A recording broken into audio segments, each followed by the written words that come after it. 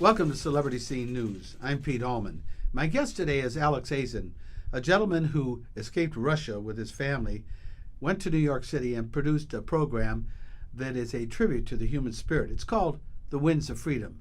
Alex, welcome to the show. Thank you, Pete. So, tell us a little bit about Russia. Well, I was born in a third-generation Navy family. Both my grandfather and my father defended Soviet Union against the Nazi Germany, defeated it at the end. Was very proud of them.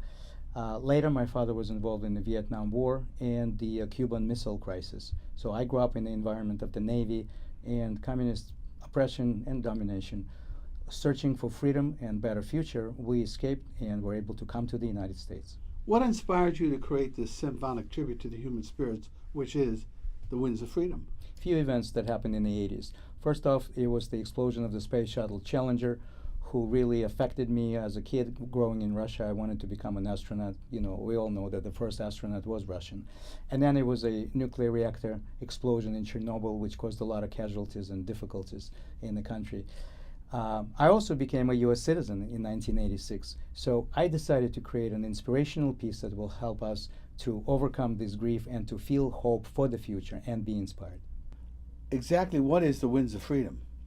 Winds of Freedom is the 48-minute multimedia presentation that consists of 8 separate music videos. Each one of them has certain themes. Like, for example, the Space Serenade, where we are floating on Earth and we're showing how small we really are in our world and how we're all together in it.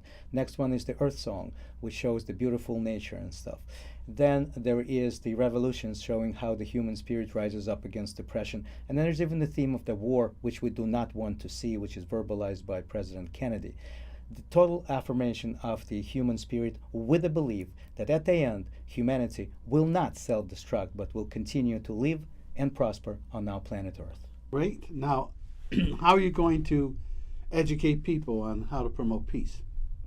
We hope to promote a world peace and harmony through education and presentation. Because today the education is very important for the younger generation that have not experienced perhaps the wars of the past. We need to learn from the past so we do not repeat the mistakes of the past in our time. Through showing Winds of Freedom in the US, in Europe, in China, in Russia, worldwide, helping people to come together in the quest for peace. And also to provide a platform for people for the dialogue. As Dalai Lama said, the 21st century is the century of the dialogue. We've got to get all countries involved in more dialogue and less conflicts. And of course, we would like to assist and help women and children in the conflict zones. I think we should take a look at the video. Thank you for talking with us. Thank you, Peter.